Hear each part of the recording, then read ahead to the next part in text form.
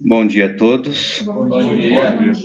Jesus possa envolver os nossos corações em muita luz, muita paz, entendimento dessa doutrina, que tanto nos consola.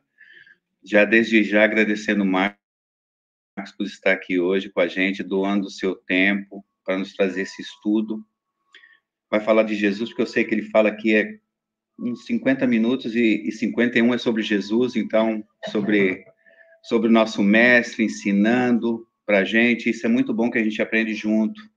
Peço a caridade de todos que estamos aqui, elevar nosso pensamento a Jesus, mentalizar o mestre, estar com nossa mente desperta, o nosso coração aberto para receber essa mensagem maravilhosa. Mas antes disso, nós vamos aqui fazer uma leitura, fazer a nossa oração. Oração, leitura ou leitura, oração? Eu faço a leitura, então. Vamos ver se sem os óculos me permite. Em família espiritual, lição de número 52, 2, do livro Ceifa de Luz. Por que vês o argueiro no olho do teu irmão, sem notar a trave que está no teu próprio? Isso é uma pergunta que Jesus faz. Está em Mateus, capítulo 7, versículo 3. Quanto mais nos adentramos no conhecimento de nós mesmos, mais se nos impõe a obrigação de compreender e desculpar na sustentação do equilíbrio em nós e em torno de nós. Daí a necessidade da convivência, em que nos espalhamos uns nos outros, não para criticar-nos, mas para entender-nos. Por bendita reciprocidade, nos vários cursos de tolerância em que a vida nos situa, no clima da evolução terrestre. Assim é que, no educandário da existência, aquele companheiro que somente identifica o lado imperfeito dos seus irmãos, sem observar-lhes a boa parte, que jamais se vê disposto a esquecer as ofensas que haja sido objeto, que apenas se lembra dos adversários com o propósito de arrastá-los, sem reconhecer-lhes as dificuldades e os sofrimentos, que não analisa as razões dos outros a fixar-se unicamente nos direitos que julga pertencer-lhe, que não se enxerga passível na censura ou de advertência em momento algum, que se considera invulnerável nas opiniões que emita ou na conduta que expose, que não reconhece as próprias falhas e vigia incessantemente as faltas alheias, que não se dispõe a pronunciar uma só frase de consolação e esperança em favor dos caídos na penúria moral, que se utiliza da verdade exclusivamente para ameaçar ou ferir. Se talvez de todos nós aquele que mais exija entendimento e ternura, de vez que, desajustado na intolerância, se mostra sempre desvalido de paz e necessitado de amor.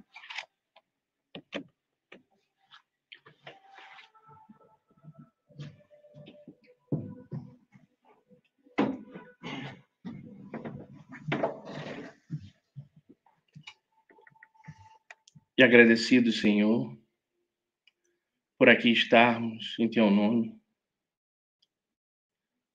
para o nosso próprio bem-estar. Como a mensagem nos disse, nós que muitas vezes exigimos a misericórdia do alto,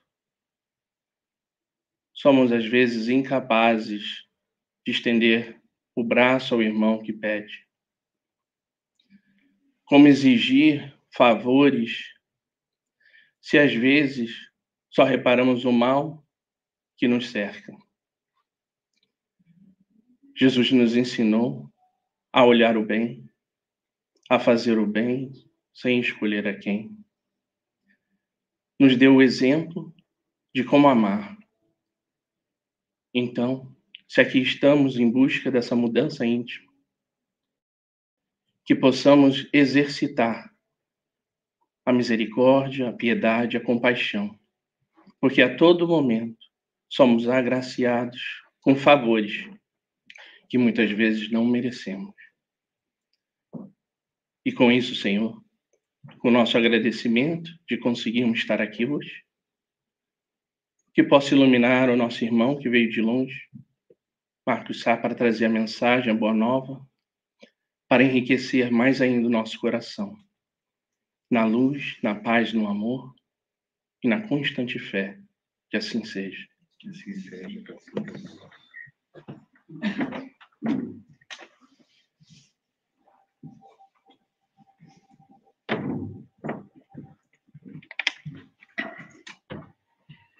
Bom dia a todos. Bom dia. Que a paz do nosso Mestre Jesus possa tocar cada vez mais os nossos corações, nos elevando cada vez mais alto, e que sejamos todos nós, como a oração que nosso amigo fez, a compreender as graças divinas que cada um de nós recebemos todo o tempo, a toda hora, a todo momento, né? Graças divinas que muitas das vezes passa despercebido aos nossos olhos, né?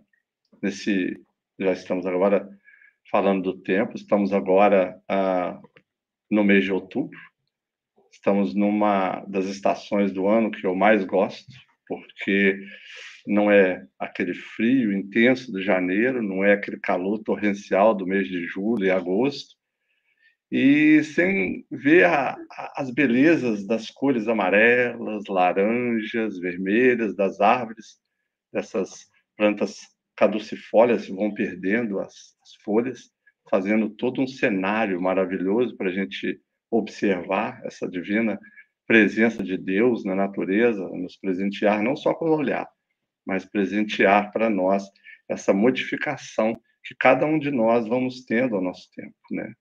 Mas o mês de outubro também traz a nós um processo reflexivo, né? Já estamos chegando no final do ano, e aí, então, é prelúdio de um novo ano que se inicia. 2025 está aí batendo a porta para todos nós. E aí a gente tem essa mania de deixar para o final do ano para fazer uma análise do tempo que passou, né? E fazer prospectivas para o ano que se inicia. É momento da gente observar aquilo que a gente tinha que fazer diariamente, né? Olhar para trás, ver o que a gente projetou para esse ano e que não fizemos, não realizamos, outras coisas que muitas das vezes nós conseguimos vencer com êxito, mas independente, uma coisa é certa, a graça de Deus bateu as nossas portas nesse ano que passou, como todos os anos que passou, e nos anos por vindouro que virão a todos nós. Então, mas essa época faz uma análise da gente fazer um balancete, né? O que a gente fez, o que deixou de fazer, o que projetar. Porque nós estamos nesse trabalho de procurar esse equilíbrio que nós precisamos fazer diante do tempo que nós temos. Encontrar esse equilíbrio. Então, nós vamos vendo que o tempo é muito importante para nós. Mas quando nós éramos crianças, até a pré-adolescência, a gente não se preocupava com o tempo. Para a gente, o tempo nunca ia passar. Era só o dia de viver, as brincadeiras, os dias das alegrias que a juventude, que a infância nos proporciona e traz tantas lembranças boas para a gente. Mas nós vamos vendo que, no passar das nossas existências aqui, quando vamos chegando na fase da adolescência e também da juventude, nós já começamos a observar o nosso amanhã. Já começamos a preocuparmos na questão do que será do nosso futuro na nossa existência aqui. A gente começa a estudar, começa a fazer cursos, né, para a gente poder se formar, ser bem-sucedido dentro da sociedade, ou simplesmente a gente opta em ter uma profissão que possa assimilar conosco e que a gente possa ter subsídios para que possamos nós dar o mantenimento da nossa família, da nossa vida, que a gente tem que dar continuidade. Então, se Deus nos abençoar, chegarmos à fase de idosos e gozarmos da felicidade da nossa família, dos nossos netos, né? E continuar o resto dos tempos nossos aqui na Terra. Mas há aqueles que não se preocupam assim. Há aqueles que vivem simplesmente o dia de hoje. Preocupar para amanhã, para quê? Nem sei se vai ter o amanhã. Deixa eu viver a vida que agora está tendo. A vida é uma só, deixa eu aproveitar. Vida leva eu, né? Então, ou seja, deixa a vida levar aquelas pessoas. Embora nós sabemos que existem muitas consequências sobre esses atos. Mas onde eu quero chegar? Tudo que normalmente nós, quando estamos encarnados, nós criamos essa ideia em volta de forma racional da vida que estamos vivendo aqui. Aliás, estamos vivendo na vida encarnada. Então, nós programamos a nossa vida nesse período. Por quê? Porque nós somos seres humanos e somos os únicos aqui, criaturas de Deus, que acreditamos e sabemos que somos finitos quanto matéria. Os animais não sabem que irão morrer. Bom, ninguém perguntou a um cachorro se ele sabia, né? Mas, na realidade, não é por conta disso. É porque os animais possuem uma inteligência fragmentada. E nós temos uma inteligência contínua e já possuímos a razão. Então, é natural de nós olharmos para o passado, analisar, compreender o nosso presente e projetar o nosso futuro. O que nos faz, nós, como seres que somos espirituais, imortais. Então, nós vamos aprendendo que Deus fornece essa possibilidade para cada um de nós. E nesse ponto, muitas das vezes, por saber que é finito, as pessoas, quando estão para casar-os nos bens, o que as pessoas justamente falam? Que sejam felizes até que a morte os separe. Porque temos uma crença de um trabalho que precisamos fazer somente nessa vida material. E aí nos esforçamos, damos tudo de nós, para conquistas desse crescimento horizontalizado, destacar dentro da sociedade. Procuramos nós sermos felizes na nossa família e sermos também pessoas que possamos ter elevado diante desse crescimento horizontal da sociedade que nós estamos vivendo. E aí vamos amealhando para nós, nesse passar, tudo aquilo que nos fornece uma ideia de que somos destacados nesse crescimento horizontal. E aquilo que vamos nós amealhando, sejam bens materiais, sejam pessoas, nós criamos uma ideia de chamar de meu. Meu carro, minha casa, meu pai, minha irmã, meu tio, meus filhos. Essa palavra meu é o agregar das coisas que nós vamos adquirindo.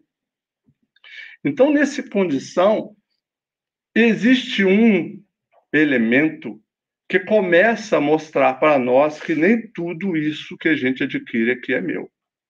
É o tempo. O tempo retira de nós a nossa juventude. O poder que nós trabalhamos tanto, chega um tempo que passa para a mão do outro.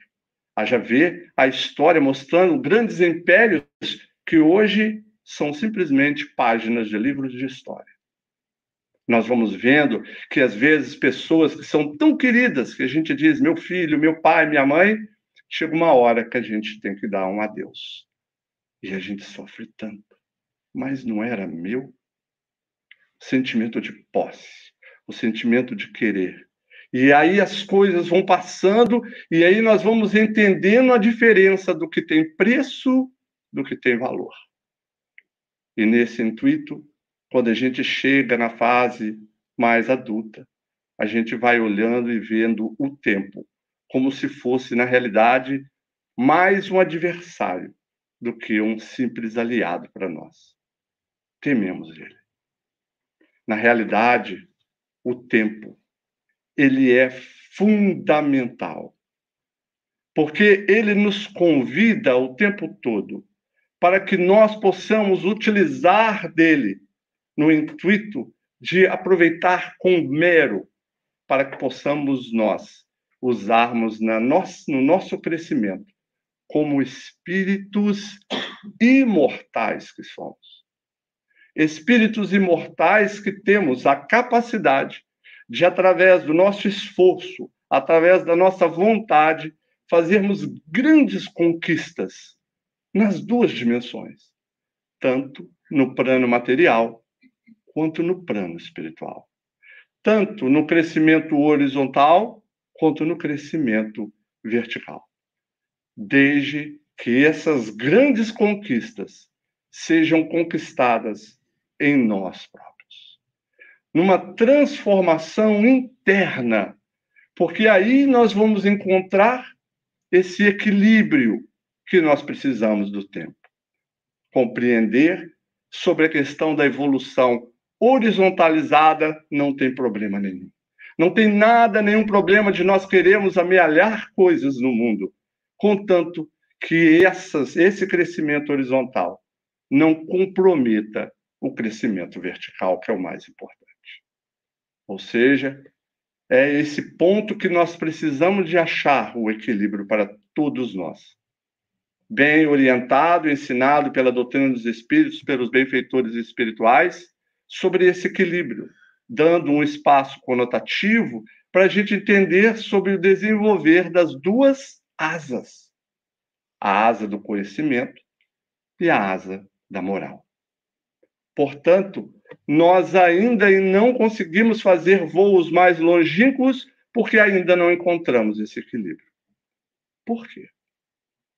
Por que que o conhecimento desenvolve tão rapidamente enquanto a moral não? Se nós olharmos para a época de Jesus, há 2024 anos atrás, para construir uma folha de papiro para escrever, demoravam 6 meses. Alguns dias atrás, a SpaceX já está fazendo os primeiros ensaios de uma nave para ser mandada, uma nave tripulada a Marte. Olha quanto nós evoluímos aqui nesse mundo, tecnologicamente e no conhecimento. E a moral? A moral evoluiu também, mas não acompanhou o crescimento. Por quê? Porque a horizontalidade do crescimento da vida nos convida a sermos remunerados ainda na encarnação por todo o esforço que a gente faz através do conhecimento. Há um processo de troca material para a gente receber de volta isso. E, às vezes, quando nós crescemos moralmente numa condição maior, somos olhados, às vezes, como verdadeiros ETs, fora da situação. É por isso que o Cristo nos convida a todos nós. Procurai primeiro o reino de Deus e a sua justiça. Todas as outras coisas serão acrescidas mediante a nossa necessidade para o nosso crescimento evolutivo. Diante disso, o tema proposto para hoje, muralha do tempo. A importância que esse tempo tem para as almas imortais e espirituais que todos nós somos.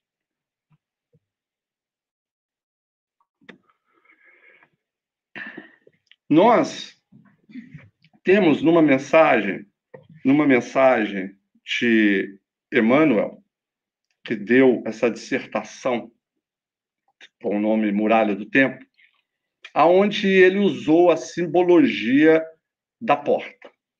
É uma simbologia da porta que é utilizada no Velho e do Novo Testamento. Nós todos bem sabemos o que é uma porta, mas usaram sempre esse instrumento para nos orientar, nos explicar a respeito dessa relação que temos de nós atravessarmos de um ambiente para o outro, essa condição de ser a porta.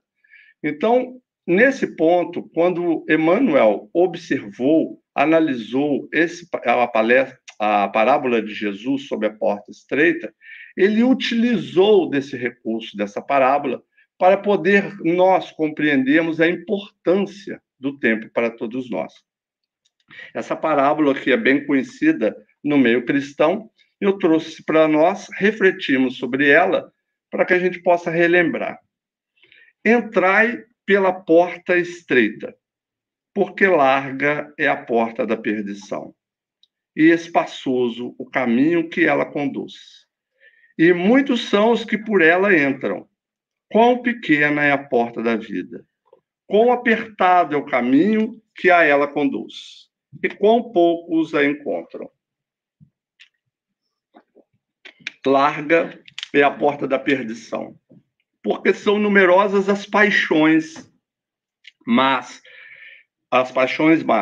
e porque o maior número envereda pelo caminho do mal, e estreita da salvação, porque as grandes esforços sobre si mesmo é obrigado o homem que a queira transpor para vencer suas más tendências, coisas a que poucos se resignam, e o complemento da máxima, muitos são chamados e poucos os escolhidos. A porta estreita e a porta larga. Nós vamos vendo que Jesus sempre falou a respeito dos seus ensinamentos, utilizando parábolas e exemplificando para que nós pudéssemos compreender o que ele queria dizer. Ele usava analogias, ele usava figuras de linguagem, expressões conotativas, para que nós, naquela época, em todas as épocas, nós pudéssemos compreender profundamente os ensinamentos do amor que ele trouxe para nós, que ainda temos dificuldade de absorver, porque nós precisamos trabalhar esse sentimento do amor. Tanto que quando ele se despediu do seu apostolado, ele deixou um ensinamento, um legado para eles que nós, bem espíritas, compreendemos, aonde ele diz: se me amais, guardais os meus ensinamentos, que eu rogarei ao Pai para que envie um outro Consolador, o Espírito de verdade, que o mundo não pode ver agora, não pode receber, mas quando ele vier, ele fará relembrar tudo aquilo que eu tenha dito e fará ensinar muitas outras coisas. Então, gradativamente, quando nós vamos evoluindo espiritualmente, nós vamos podendo, através desse crescimento que nós vamos tendo moralmente, vamos podendo extrair o espírito da letra, o espírito desses ensinamentos de Jesus, sob a ótica da doutrina consoladora, sobre a ótica do espírito de verdade, aonde nos convida esse processo reflexivo.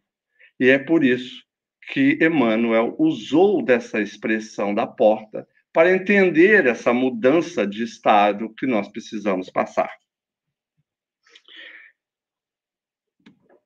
E aí a mensagem é essa que estamos para refletir um pouco junto com Emmanuel.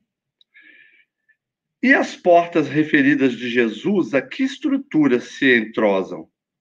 Sem dúvida, a porta estreita e a porta larga pertencem à muralha do tempo, situada à frente de todos nós.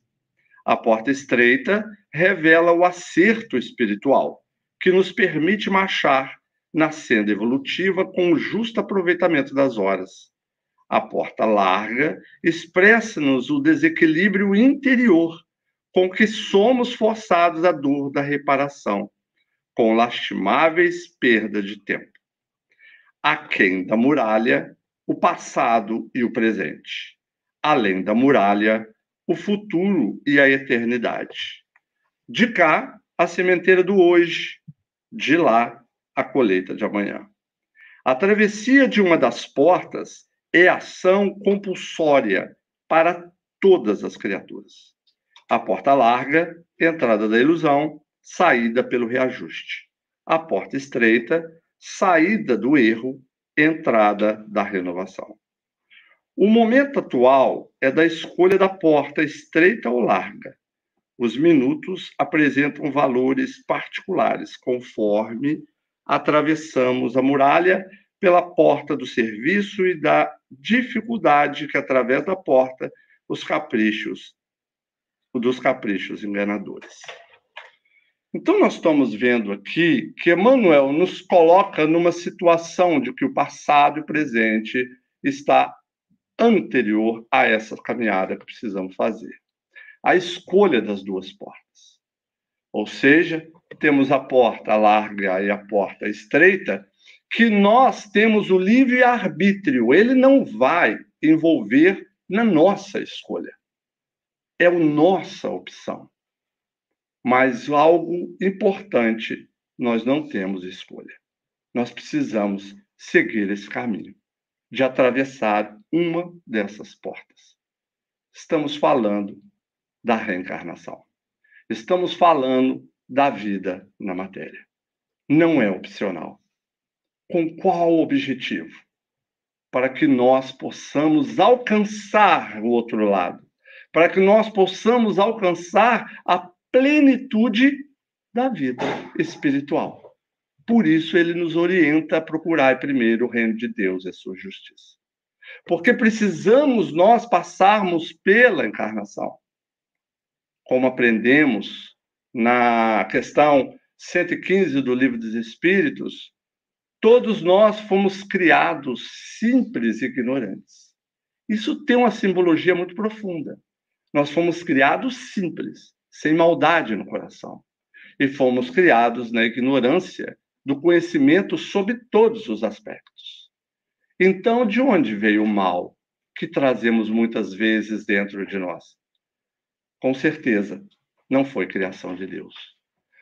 Por menos que nós compreendemos a essência de Deus, nós já conhecemos os seus atributos, alguns deles. E ele é soberanamente justo e soberanamente bom. Então, ele não iria criar o mal. O mal, o fazer o mal e o fazer o bem, são advindos do nosso bom e o nosso mal, utilização do nosso livre-arbítrio. Então, de acordo que nós adentramos a essa vida material, nós, como espíritos ainda imperfeitos, vamos recebendo o tempo todo influências ao nosso derredor. Como nós estamos num planeta de provas e expiações e somos espíritos imperfeitos, quais são a maioria das influências que nós recebemos? Normalmente, Jesus já nos havia advertido. Ainda o mal é necessário, os erros ainda são necessários, o escândalo é necessário, mas ai daquele que procurar. É um verdadeiro ai de dor, de sofrimento, quando nós optamos em fazer isso. Mas Deus sabe dessa condição. Nós temos que observar que a todo momento temos essas influenciações. E com isso, como nós somos espíritos ainda imperfeitos, não que sejamos maus, mas nós nos entregamos a essas más influências para nós. Então, nós não podemos menosprezarmos o auxílio de Deus ao nosso redor, mas nós precisamos de fazer a nossa vontade. E quando nós vamos começando a compreender esse auxílio, começa a acontecer dentro de nós uma dicotomia muito grande. Porque muitas das vezes a gente pensa que só faz o mal ou só faz o bem, e aí fica aquela luta interna que cada um de nós fomos fazendo. Será que estou fazendo bem ou será que não? Essa dicotomia veio, o próprio apóstolo Paulo passou para nós a carta aos Romanos falando sobre esse aspecto. Ele diz: o bem que eu quero fazer, eu não faço, mas o mal que não quero, eu faço. Porque, segundo o homem interior, tenho prazer na lei de Deus, mas vejo nos meus membros outra lei, que, guerreando contra a lei da minha mente, me faz prisioneiro, dado o pecado que está nos meus membros. Miserável homem que sou, quem me livraria do corpo desta morte? Alguém de vocês sente assim? Já passou os momentos que, às vezes, a gente pensa que está fazendo, às vezes, o mal já não está nos incomodando, aquela parte? Nós vamos entendendo gradativamente que nessa vida inteira, muitos ignoram as leis de Deus. ignoram as leis de Deus nos dois sentidos, de não conhecer as leis e outros por simplesmente desdenharem ela. E quando o ser está nesse processo de ignorar as leis, o que acontece? As suas atitudes, os seus pensamentos, os seus sentimentos têm a preponderância do instinto, que está falando da matéria, o instinto. Então, nós vamos vendo que criamos frases corriqueiras na vida, como, por exemplo, tomou, levou. Toma lá, dá cá. Eu dou um boi para não entrar numa briga, mas eu dou uma boiada para não sair. Né? Criamos frases corriqueiras assim. Deixa eu fazer o que eu quero aproveitar a minha vida. O corpo é meu. Agimos a preponderância dos nossos instintos nessa questão. Então, por isso que nós precisamos entender que somos almas, estamos encarnados, recebemos essas influências, mas nós somos espíritos, no fundo. Por que isso acontece? Quando nós adentramos a mais uma experiência encarnatória, nós somos espíritos, precisamos atuar sobre a matéria ponderada, um corpo que recebemos. E como nós vamos atuar sobre essa matéria? Somos espíritos. E como essa matéria vai atuar com o espírito? Então, Deus possibilita a nós esse corpo perispiritual, o perispírito. Esse corpo advindo do fluido cósmico universal do mundo que estamos vivendo. Quanto mais o mundo ainda se encontra denso, mais denso é o nosso perispírito. Com qual o intuito do perispírito? Para que o nosso ser espiritual possa enviar informações ao nosso corpo material, através da inteligência. Então, precisamos de órgãos no nosso corpo para que possam manifestar aquilo que pertence ao espírito. A inteligência é um atributo essencial do espírito.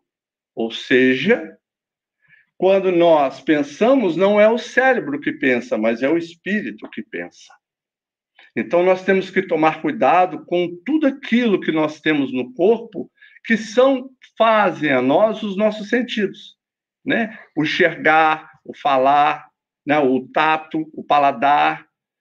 Porque os 5 sentidos enviam informações para o ser espiritual agir com os sentimentos. Então, quando nós estamos aqui na fase material, por exemplo, ouvimos uma música, isso faz com que a pessoa fique alegre ou fique down. Depende da música que você está ouvindo. Palavras que podem ser faladas podem trazer no ser um sentimento que pode reagir ou simplesmente ouvir. Nós vemos que muitas das vezes nós temos problemas nas nossas vidas porque nós ouvimos coisas que não eram para ser ouvidas. Por isso que Jesus traz no seu evangelho dizendo: se as mãos for motivo de escândalo, se os olhos for motivo de escândalo, arranque-os. Não para entrar no conhecimento literal da letra, mas absorver que somos nós vivenciando no mundo material a influência da matéria sobre o espírito. Então, nós não podemos agregar e dizer que tudo que nós estamos tendo é motivo de problemas da matéria. Por quê? Porque a matéria nos convida aos desejos por conta das paixões que são oferecidas para nós no mundo. A porta larga tem paixões imensas a nos oferecer. Então, o que precisamos fazer? Entender que essas paixões nos conduzem a desejos, nos conduzem à ânsia. E por que cedemos? Porque o espírito precisa dominar esses instintos. Precisa dominar essa influência da matéria. É através da vontade, do querer. A vontade do espírito vai direcionar, vai disciplinar os nossos desejos. E aí, quando a gente começa a compreender isso, nós vemos as expressões que fala que a carne é fraca, que eu deixei porque a carne é fraca. Não, a carne é forte. Fraco é o espírito que não tem a força da vontade para dominar o instinto animalizado. O que a gente precisa entender, o que o apóstolo Paulo diz a entender, é isso, a força da nossa vontade. porque senão vamos agir como verdadeiras mariposas, instintivamente. A mariposa, qualquer pequena luz que tenha na escuridão, ela começa a circular em volta dela, da luz, e bater na sua cabeça. O que nós fazemos quando nós nos entregamos às pequenas luzes das paixões que nos convidam, luzes artificiais?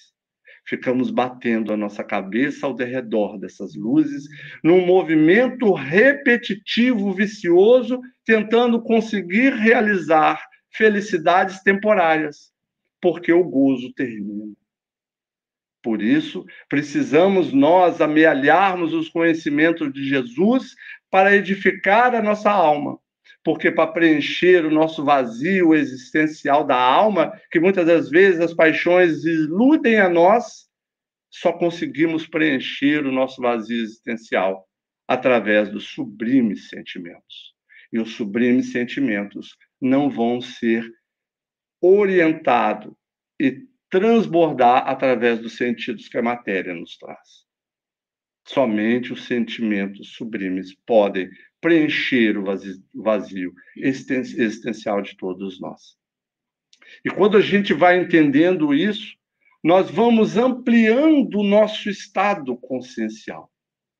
Nós vamos ampliando a nossa capacidade de compreender o que Jesus quis dizer: vós sois o sal da terra, a luz do mundo. Nós vamos compreendendo a força que nós temos ao nosso derredor, necessitando da vontade.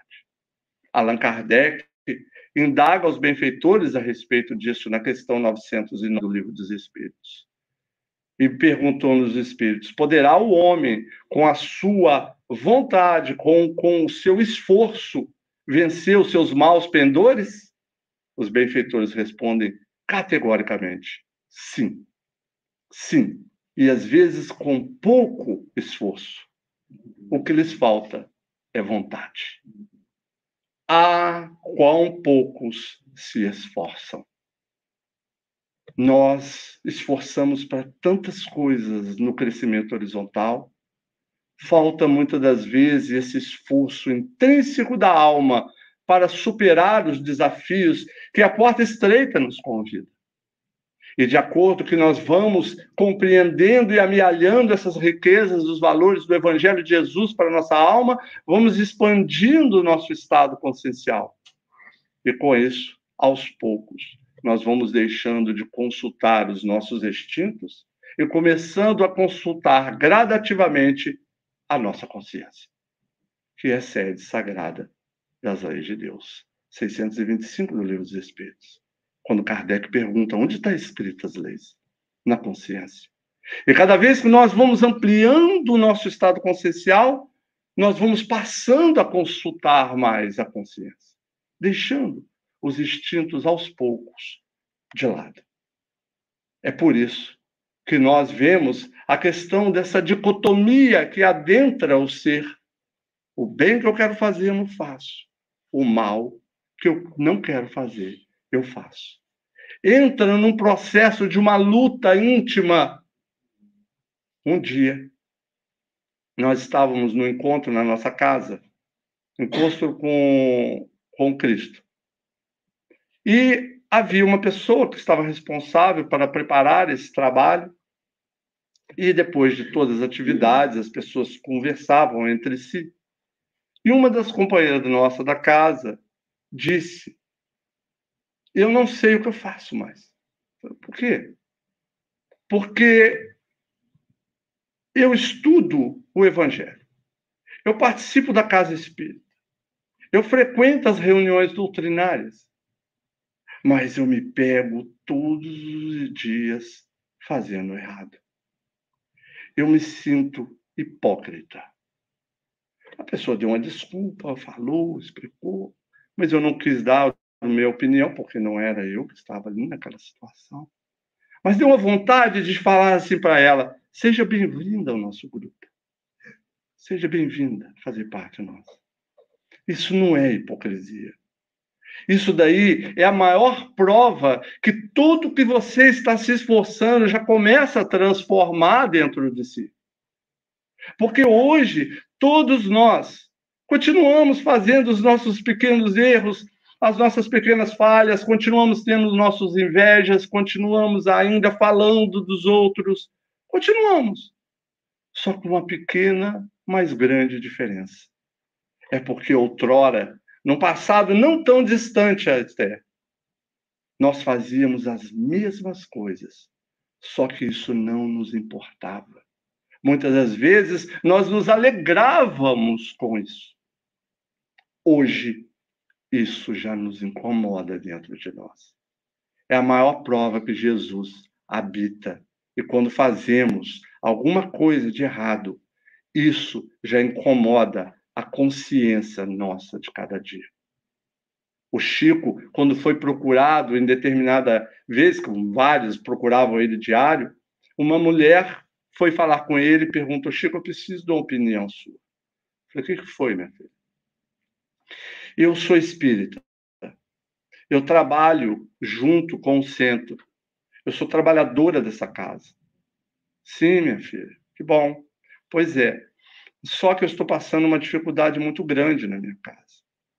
Estou tendo problemas com meu esposo. Meu esposo não só não acredita, não crê no espiritismo, como também não crê em Jesus. Ele está entrando nos problemas do álcool, está me desrespeitando a todo momento, está fazendo tantas coisas que me trazem a dificuldade até de se ausentar da minha casa. E por pior da situação, meus filhos são na fase adolescente, não querem me ouvir, estão passando por tantas dificuldades. Está difícil, Chico. O que eu faço? Ele falou assim: eu estou muito alegre por você. Ela falou: como assim, Chico? Eu vim aqui para pedir uma ajuda. Como você está alegre? Eu estou sofrendo no coração. Aí ele se inclui. Ele diz assim: nós estamos na fase da colheita. Imagina eles que estão semeando. Vamos trabalhar junto com Jesus. Foi por isso que você está junto deles. Continue, persevere. É por isso que precisamos entender o que o apóstolo Paulo quis dizer isso. O bem que eu quero fazer eu não faço, mas o mal que eu quero eu faço. E embaixo ele escreve: quem me livrará do corpo desta morte? Quem? Questão 621 do Livro dos Espíritos. Nós sabemos que o único guia e modelo da humanidade é Jesus. E esse mesmo apóstolo Paulo, que citou que o bem que ele queria fazer ele não fazia, e o mal que fazia, foi o mesmo que nos ensinou quando Cristo foi crucificado. Eu fui crucificado junto com ele. Agora não sou mais eu que vivo, mas o Cristo que vive em mim. Esse é o motivo pela qual estamos hoje aqui. Esse é o motivo pela qual nós estamos alimentando diariamente de uma frase, de uma leitura dos ensinamentos de Jesus, para que possamos nós trazer ele gradativamente para dentro de nós, porque haverá momentos que nós teremos que optar em o que vamos fazer, e aí lembramos dos ensinamentos dele: façai ao próximo aquilo que você queria que fizesse a si próprio. Se eu estivesse numa situação como no caso da mulher, eu fosse o marido, o esposo que estava naquela situação, será que eu não queria que alguém pudesse me auxiliar, me fazer, eu enxergar? Às vezes a gente é o evangelho de Jesus na vida de tanta gente e a gente não percebe porque a gente pensa que a gente não é capaz. Os ensinamentos do Cristo, as suas parábolas, a sua fala, eles têm um objetivo, um apelo que é o apelo moral, no intuito de atingir a tudo aquilo que nós aprendemos na doutrina, a todos os princípios que são trazidos por ela. A crença no único Deus. Já pararam para pensar isso? Cremos no único Deus? Isso, assumimos uma responsabilidade imensa nisso. O Deus de Jacó, o Deus de Isaac, o Deus de Abraão é o mesmo. As religiões todas só têm um Deus, porque só existe um Criador. Se é só um Deus que eu creio, eu rezo o Pai Nosso que estais no céu, eu estou assumindo uma paternidade. O que quer dizer essa paternidade? Todos somos irmãos perante Deus. O que quer dizer isso? Ao término da palestra, é muito fácil dizer, ô meu irmão, ô minha irmã. Fácil. Porque dividimos aqui o mesmo ideal espírita cristão. Agora, e aquele que ofendeu a minha esposa? E aquele que maltratou meu filho? E aquele que me lesou? E aquele que me roubou? E aquele que, nesse momento, está criando condições de guerras que podem matar milhões de pessoas? É meu irmão? É meu irmão. Se eu assumir que o Deus é um só, é meu irmão. A imortalidade da alma. Somos nós mais do que a natureza corpórea. A pluralidade das existências, a reencarnação. Falamos tanto na reencarnação. Termos outras vidas.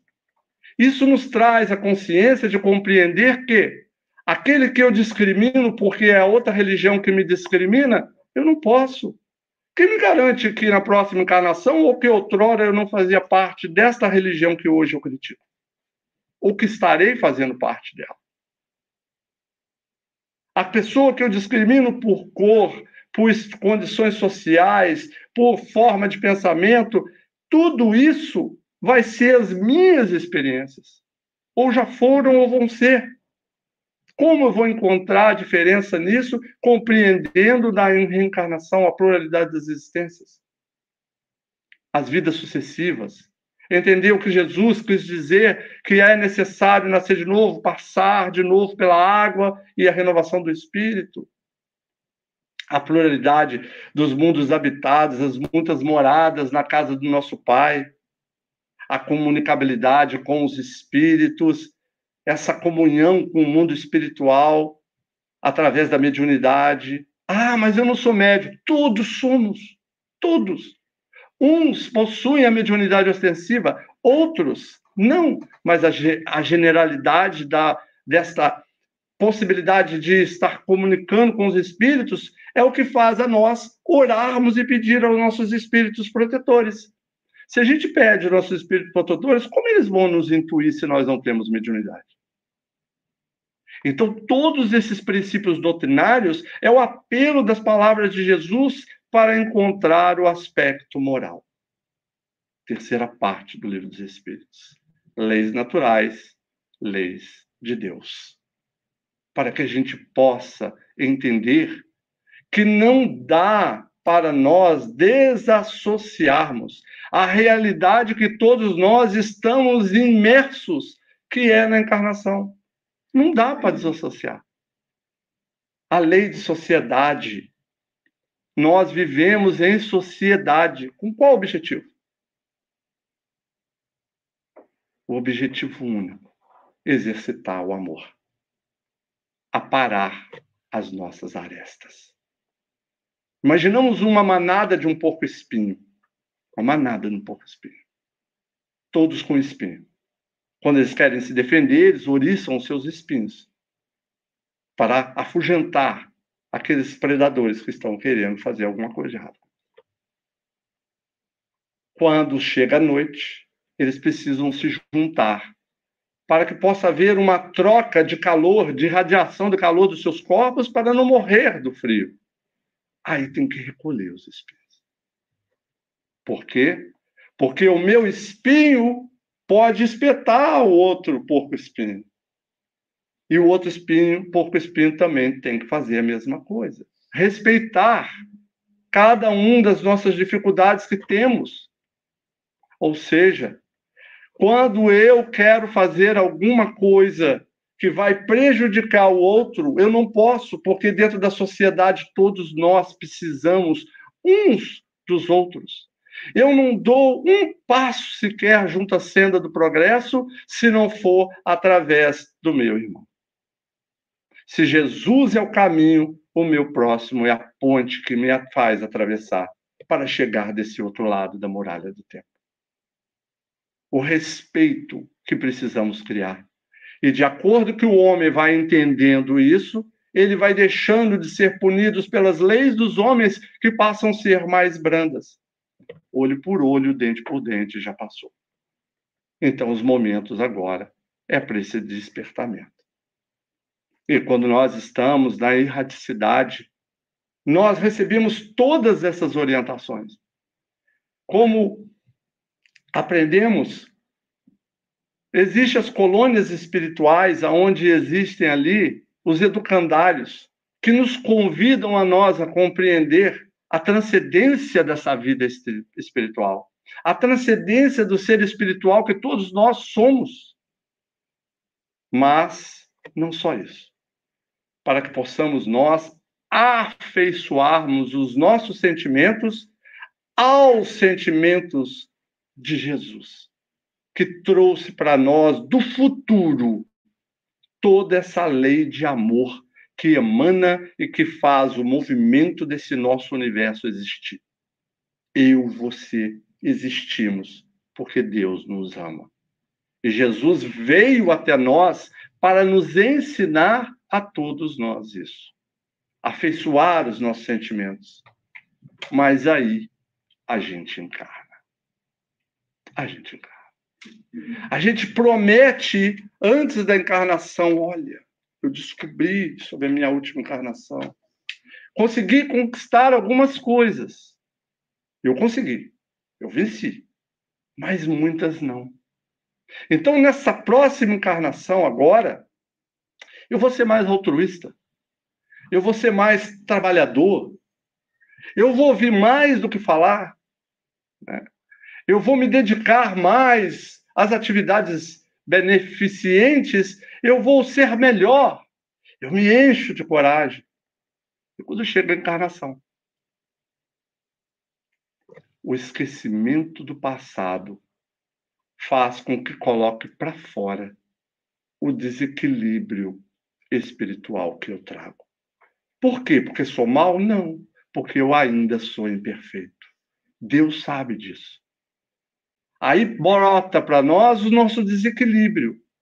E aí as portas largas das paixões fazem convites a gente o tempo todo para nós caminharmos de forma bem mais fácil do que se comprometer com os compromissos que eu fiz com a minha consciência, com a consciência universal. E aí, então, algo me empurra e também me puxa para os mesmos sítios, a caminhar nas mesmas estradas, a tropeçar nas mesmas pedras, a sentir as mesmas dores, num processo repetitivo, perdendo às vezes uma, duas encarnações, precisando a dor me convidar para me despertar.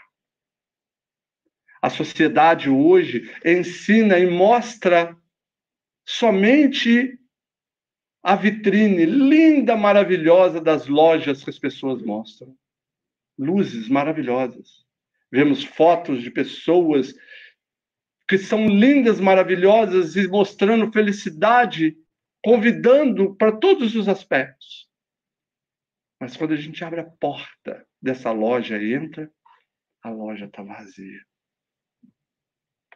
Quantas crianças veem as outras crianças com tênis, com roupa, com moto, com tudo que podem os pais ricos darem para as crianças, e ele nasce numa favela, e aí o que acontece?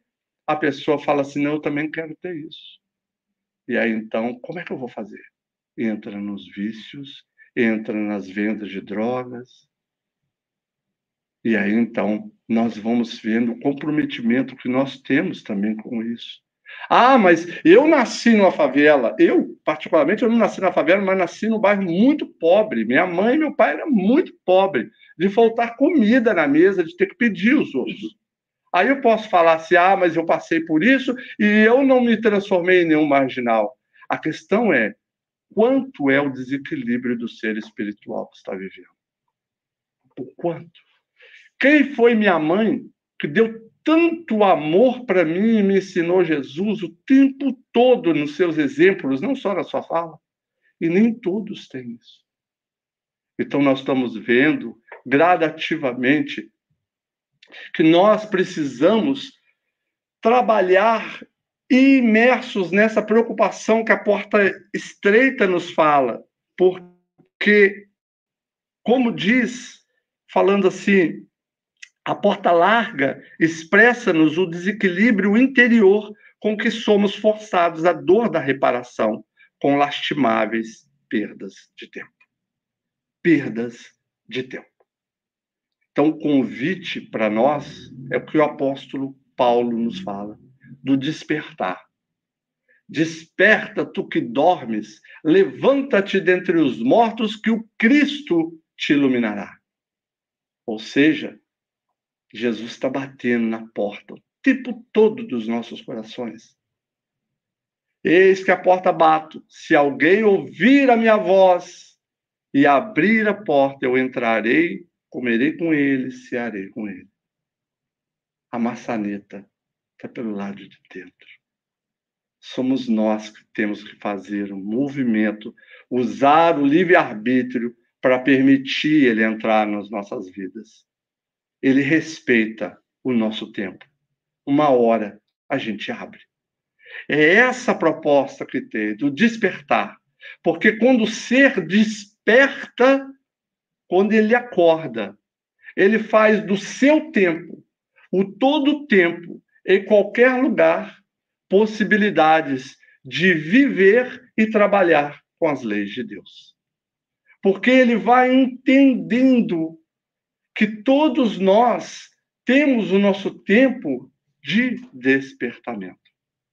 E aí, quando o ser desperta para esse ponto, ele não vai mais ficar limitado a servir Jesus somente dentro da casa espírita. Somente por algumas horas de estudos semanais. Somente por algumas horas de trabalho na reunião mediúnica. Mas ele começa a compreender que o mundo inteiro, que a sua vida é um verdadeiro campo para semear junto com o divino semeador. Que a paz do nosso Mestre Jesus possa nos fortalecer nessa jornada e que possamos contar com ele para nos auxiliar no caminho que precisamos fazer na escolha do nosso livre-arbítrio. Ficamos todos na paz.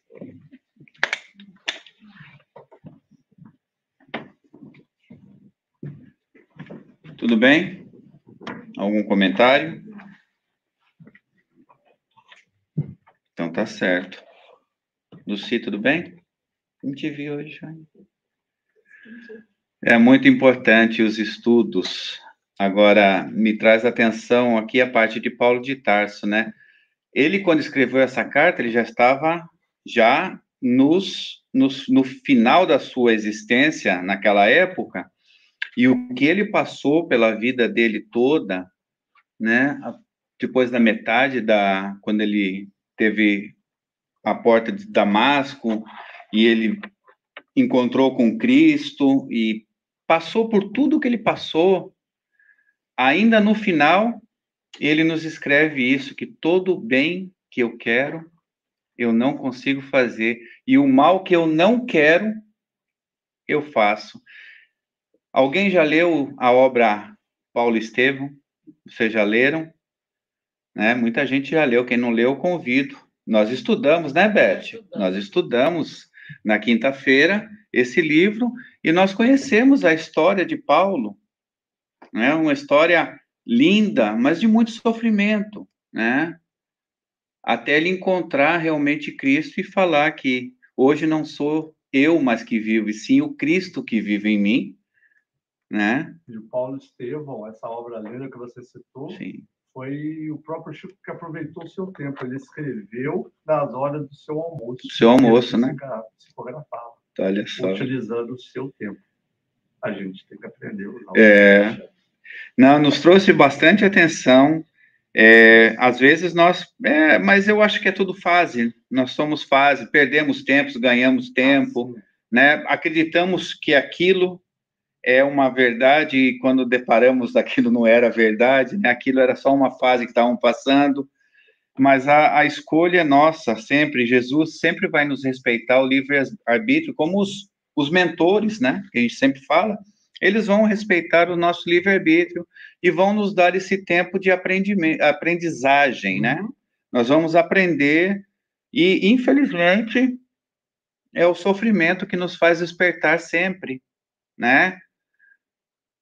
Infelizmente, é o sofrimento, porque se a gente está numa boa, se a gente está tudo certo, né? Nós estamos bem, aí o horário do evangelho diminui, porque nós não vamos ter tempo, né? Porque, imagina, vamos desperdiçar o nosso tempo, né? De vir aqui no domingo, né? De estarmos aqui. Então, é interessante isso, e o sofrimento, a dor, nos traz a esse despertamento, para nós despertarmos aos poucos. Marcos, obrigado pela doação do seu tempo, obrigado pelo estudo maravilhoso. Alice? Só uma coisa com relação ao tempo falando, eu lembrei, eu tenho uma coisa comigo assim, às vezes a gente está no corre-corre do dia a dia, indo para o trabalho, aquela coisa toda, e depara com alguma situação que a gente pode parar para ajudar, né? É uma pessoa que precisa que empurre um carro, alguma situação que a gente fala assim, ai meu Deus, eu tenho trabalho, isso vai me atrasar, eu vou perder meu tempo. Pois eu penso assim, se eu parar e ajudar, eu estou ganhando. Eu não estou perdendo esse tempo, eu estou ganhando esse tempo na minha vida. Só uma pergunta. Quem aprende mais? O educador ou o educando? Todos ganham. Porque a partir daquele momento que você dá aquele exemplo, que você para e auxilia, ele aprende e ele passa recebeu o que ele precisava e você recebeu o que você precisava. E ele também aprende que quando alguém estiver precisando dele, ele também pode parar e fazer a mesma coisa. Lei de sociedade. Então, o estudo é muito interessante, né? Nos traz esse conhecimento. Às vezes, é aquilo que eu falo, a gente vem aqui num estudo, né, de uma hora e pouquinho, e às vezes uma palavra nos desperta, uma palavra só. É uma palavrinha que nos desperta para um outro nível, assim, para a gente parar para pensar, falar, o que eu estou fazendo, né? Será que eu estou agindo bem ou não? Eu não dou conta, Alice. Às vezes eu me deparo com situação, né, que eu posso ajudar e às vezes eu não dou conta de ajudar. Não dou conta. Não sei por que alguma coisa me bloqueia, eu não posso ajudar, né? Dar um abraço, dar um aperto de mão, não consigo, às vezes não dá. Eu não dou conta. Então a gente tem esses níveis ainda, né? Tem outras pessoas, eu lembro muito bem da minha mãe era assim, Alice. Ela parava tudo para ajudar o outro. Eu lembro um exemplo com a minha mãe, se vocês me permitem, rapidinho.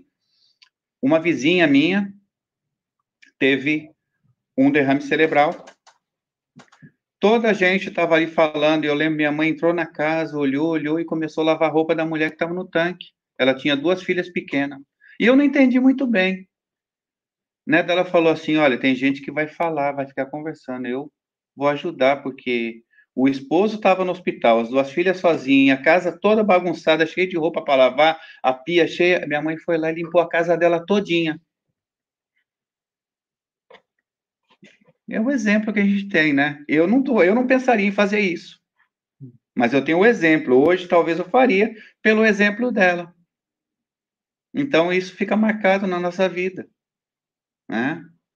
Tem gente que vai ficar conversando, tem gente que vai lá trabalhar, que tá tudo certo. Talvez aquela conversa também seja para levantar, né, a pessoa, ajudar, as palavras, também tudo é válido, né?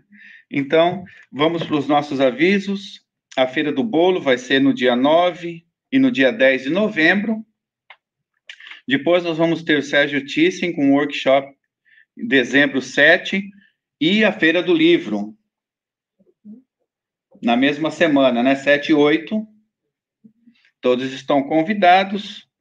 Tem mais um anúncio aí, mas eu não conversei com a Silma ainda. Se a Silma estiver por aí, se ela quiser aparecer aqui, der tempo. Vai ser um teatro, dia 17 de... Uma palestra e depois um teatro. 17 de novembro? Novembro ou dezembro? Novembro. 17 de novembro vai ter uma palestra curta, depois vai ser a apresentação do nosso teatro. Todos estão convidados. E o nosso almoço também, que é maravilhoso, todo domingo todos estão convidados. Nós sempre avisamos que é para ajudar a nossa casa, mas se alguma pessoa aqui não precisa falar nada, não tiver condições, come com a gente, por favor, ninguém vai falar nada, ninguém vai saber de nada, é o nosso convidado, tá bom? Pode ir lá, vamos comer, e ninguém vai falar nada. E ninguém vai ver nada, que é mais importante. Tá bom? Então, nós vamos para a nossa segunda parte, que é a nossa oração final, né? E os nossos passes, e que Jesus nos abençoe. Hoje eu mesmo vou fazer a oração. Vamos lá, então?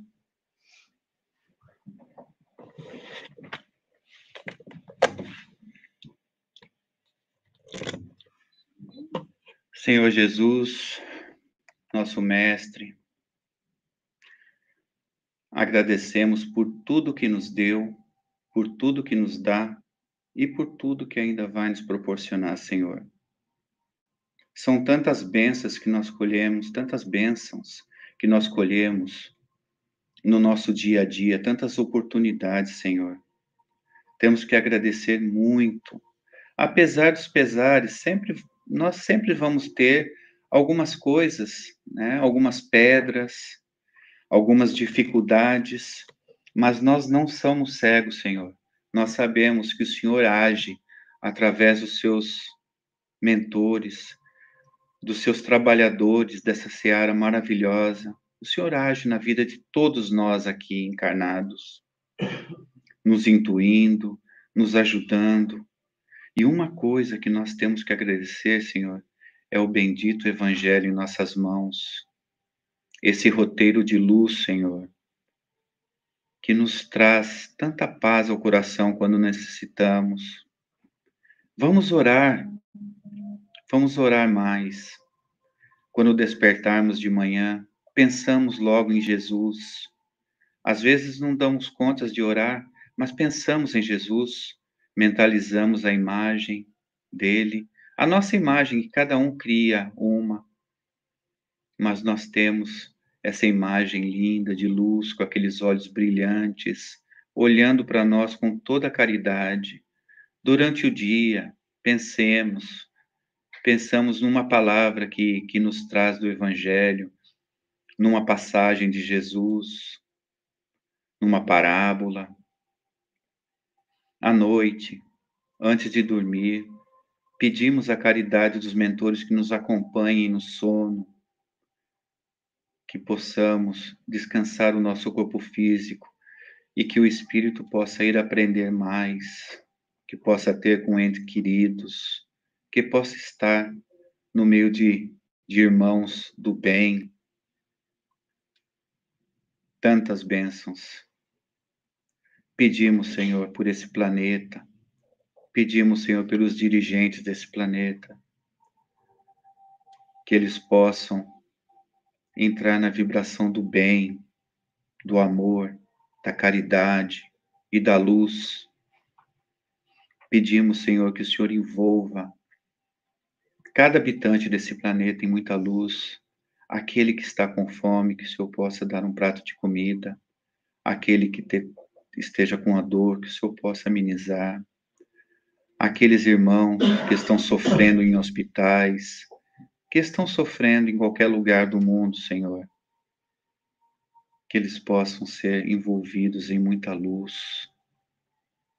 Pedimos também, Senhor, que proteja esse centro, proteja as outras casas que falam em nome de Deus. Não importa, católicos, evangélicos, espíritas, que possam ser mais e mais e mais pontos de luz espalhados por esse planeta. Fica conosco, Jesus, nos dê uma semana abençoada, uma semana de luz, de paz, e que possamos exercitar tudo que aprendemos aqui para nós e para os nossos irmãos que estão do nosso lado. Que assim seja, graças a Deus.